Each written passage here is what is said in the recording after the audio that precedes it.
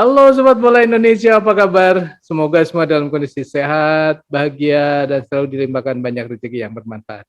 Amin, amin, amin, amin. Amin. Kali ini kita akan bicara mengenai prediksi laga antara Indonesia dan Vietnam di laga pertama ajang AFF U19 yang akan berlangsung pada tanggal 2 Juli besok ya. Ya, Oke, Bro Ipung, ya, bagaimana nih sebenarnya laga Indonesia melawan Vietnam di U19 selama ini, Bro? iya memang untuk event yang level umur under 19, Mhm. Indonesia dalam sejarahnya keikutsertaan dengan AFF itu kan sudah kalau nggak salah 4 kali pertemuan ya Hmm. dengan Vietnam. Ya pertemuan pertama waktu itu terjadi di tahun 2013 kalau nggak salah ya. Di fase grup Indonesia waktu itu satu grup dengan Vietnam. Di fase grup Indonesia kalah 1-2 gitu loh. Hmm. Dan kebetulan 2013 itu Indonesia sebagai ini ya tuan rumah waktu itu. Hmm. Tapi karena mereka satu grup, akhirnya timnas Vietnam dan timnas Indonesia keluar sebagai semifinalis gitu loh. Dan pada fase semifinal mereka bisa katakanlah mengatasi tim-tim lawan. Akhirnya mereka ketemu lagi di final gitu loh. Hmm. Dan Hmm. di final pada saat itu Indonesia menang 7-6 Loh, melalui adu penalti dan itulah Indonesia satu-satunya title juara di level under 19 AFF. hmm. Hmm. Nah, Hmm. tapi berikutnya di tahun 2017 kalau nggak salah, Hmm. Indonesia tuh kalah lawan Vietnam itu 0-3 di fase grup ya. Hmm. Dan terakhir pertemuan di tahun 2018 Indonesia menang 1-0. Jadi ada perimbangan kekuatan sebetulnya dari 4 kali pertemuan ini, 2 kali menang, 2 kali kalah gitu loh. Hmm. Hmm. Atas lawan yang sama. Dan apakah ini akan terulang kembali? Dan bagaimana komposisi menang kalahnya kita kan akan lihat dari pertandingan pertama nanti tanggal 2 Juli. Gitu loh bro. Hmm. Tapi tentu terakhirnya 2018, sekarang Mm-mm. 2022, berarti 4 tahun. Wah, pasti beda Ya, sekali dong. Iya nggak? ya pasti ada perubahan ya, Hmm. perubahan-perubahan.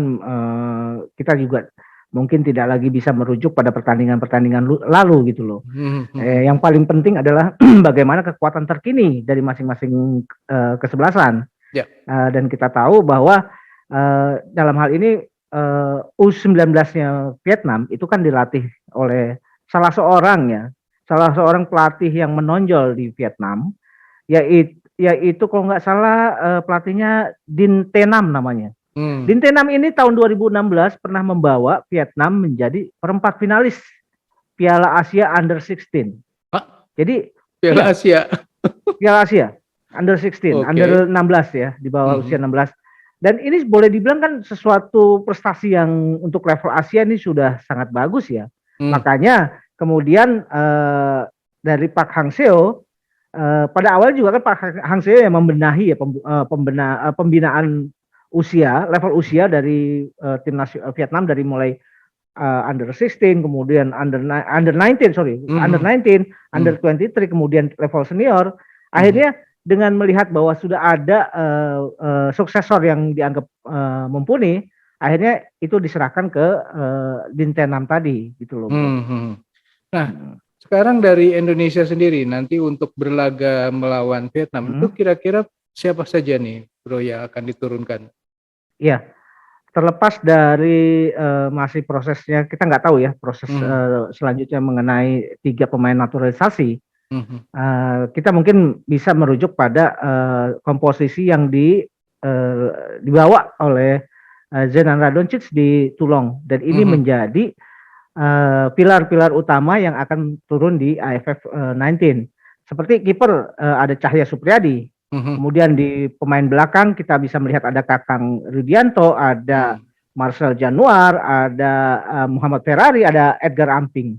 Mhm. Kemudian di tengah kita bisa melihat pada Marcelino, ada Raka Cahyana, ada M. Rafli Asrul. Dan di depan ada Kuateh, ada Hoki Caraka, dan Alfrianto Niko. Saya pikir ini komposisi yang boleh dibilang sudah ini ya, sudah terlihat sejak adanya kompetisi di Tulung kemarin.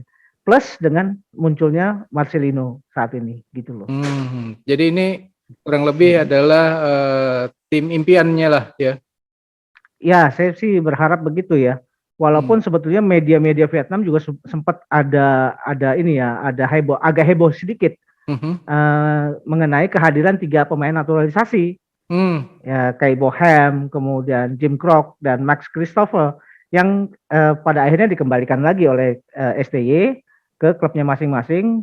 Apakah ini STY akan memakai 3 pemain ini atau tidak, itu tergantung dari STY-nya nanti. Apakah kalau misalkan memang akan dipakai, mungkin proses naturalisasi akan berjalan gitu loh, Bro. Oke, ya. Jadi ini yang 3 ini harus proses naturalisasi dulu ya. Jadi tidak bisa dimainkan di AFF kali ini. Iya, dan itu juga tergantung dari apakah STY berminat atau tidak. Minat atau tidak gitu loh, Bro. Oke. Nah, sekarang kalau dari sisi tim dari Vietnam nih, kira-kira ada pemain yang menonjol nggak, Bro? Iya, yang saya tahu ada seorang kiper ya, kiper yang lahir di Jerman dan saat ini juga bermain di liga kelimanya Jerman ya. Itu tingginya hampir 2 meter gitu loh. Masih usianya sangat muda dan sangat disayangkan dia juga tidak bisa berbahasa Vietnam kan. Dan ini menjadi kendala tersendiri buat skuad Vietnam, karena kiper itu yang dibutuhkan selain skillnya, tapi juga ini ya, mereka harus komunikasi sangat dibutuhkan untuk koordinasi dengan pemain belakang. Pemain itu namanya Tran Duy Tan kalau nggak salah ya, hampir tingginya 2 meter. Dan saya juga dengar kabar bahwa untuk yang level under 19 Vietnam, mereka akan membawa 2 orang lulusan under 23 yang kemarin bermain di Uzbekistan. Gimana? Karena usianya masih di bawah 19 tahun, walaupun dia sudah dibawa di under 23 di Uzbekistan kemarin, mereka tetap dimasukkan, diselipkan gitu loh, untuk seperti memperkuat Marcelino dan Kouyaté lah kalau di Indonesia. Betul. Ya. Untuk memperkuat ini ya timnasnya Vietnam. Jadi pemain ini Quat Van Cang dan Nguyen Van Tuong. Jadi hati-hatilah dengan pemain yang sepertinya kita garis bawahi bahwa mereka adalah pemain-pemain yang punya pengalaman untuk bermain di level usia yang lebih di atasnya. Dan Indonesia juga tidak kalah, kita juga punya Marcelino dan Ronaldo Kouyaté gitu loh, Bro.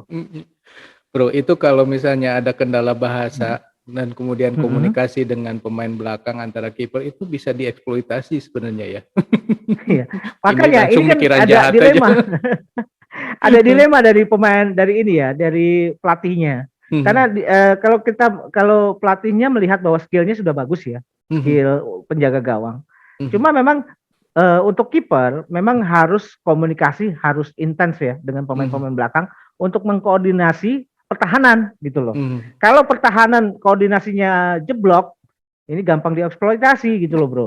Nah, tinggal bagaimana mereka mengatasi masalah ini ya. Kita tunggu aja hasilnya nanti gitu loh, Bro. Oh ya, saya dengar kabar kalau pemain Vietnam datang sangat terlambat karena perjalanan yang cukup panjang. Ini kira-kira bisa jadi unsur yang bisa dieksploitasi juga nggak nih? Ya kan yang saya dengar gitu ya. Karena kan penerbangan ternyata tidak ada penerbangan langsung ke Indonesia dari Hanoi. Jadi sementara kalau penerbangan langsung itu memakan waktu sebetulnya 4 jam ya antara Vietnam dengan Indonesia gitu loh. Nah, sementara mereka harus transit dulu di Singapura.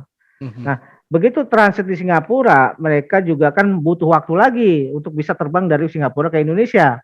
Sampai diakumulasi dari sejak keberangkatan dari Vietnam sampai tiba di Indonesia adalah 19 jam.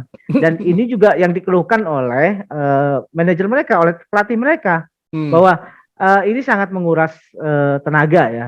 Karena perjalanan yang seharusnya pendek, ini bisa jadi 19 jam. Dan ini katanya mereka mempengaruhi juga persiapan gitu loh. Tapi kita juga nggak boleh terlena bahwa bisa saja ini adalah semacam cyber gitu loh. Ya, untuk benar, mengurangi tingkat kewaspadaan gitu loh, Bro. Oke, Bro. Nah, sekarang dengan Indonesia sendiri, tim Indonesia sendiri, ini sekarang apa yang sedang digarap oleh STY terhadap timnas U19 sekarang? Iya. Gini, kan sejak Indonesia tampil di Toulon, kemudian ada jeda waktu untuk sampai pada fase AFF dan persiapan, ternyata ada indikasi bahwa ada persoalan persoalan fisik yang mengalami penurunan. Nah, akhirnya belakangan ini STY lebih fokus untuk pembenahan fisik terhadap pemain-pemain ini. Bahkan Marcelino sendiri juga kaget juga karena dia juga begitu latihan di U19 itu latihannya ternyata lebih keras ketimbang di senior gitu loh. Karena ya Mabok ini juga adalah ya. suatu hal yang wajar ya saya pikir. Karena mengingat Indonesia sebagai tuan rumah, ekspektasinya begitu tinggi, STY juga harus punya punya fokus dan punya target juara gitu loh, Bro. Oke, Bro. Kira-kira hasil akhirnya seperti apa nih, Bro? Ya saya sih maunya Indonesia menang ya, karena ini di level junior ya. Ya. Artinya apalagi head to head Indonesia dengan Vietnam itu kan sama, 2 kali menang dan 2 kali kalah gitu loh. Dengan kita punya keuntungan sebagai tuan rumah, saya yakin Indonesia akan menang gitu loh. Skornya telak nggak? Ya mungkin antara 2-1, 2-0. Tipis ya berarti ya. Iya. Oke, sobat bola, itulah obrolan kita mengenai prediksi apa yang akan terjadi di laga Indonesia melawan Vietnam di ajang AFF U19 nanti. Menurut sobat sendiri kira-kira bagaimana nih permainan timnas Indonesia? Akankah timnas Indonesia mengalahkan Vietnam nanti? Silakan tulis di kolom komentar. Oke, sementara kita akhiri dulu video kali ini. Kita lanjut di video yang akan datang. Siap. Sampai jumpa lagi. Bye. Thank you, Bro. Yuk, Bro Ipung. Thank you, Bro. Siap.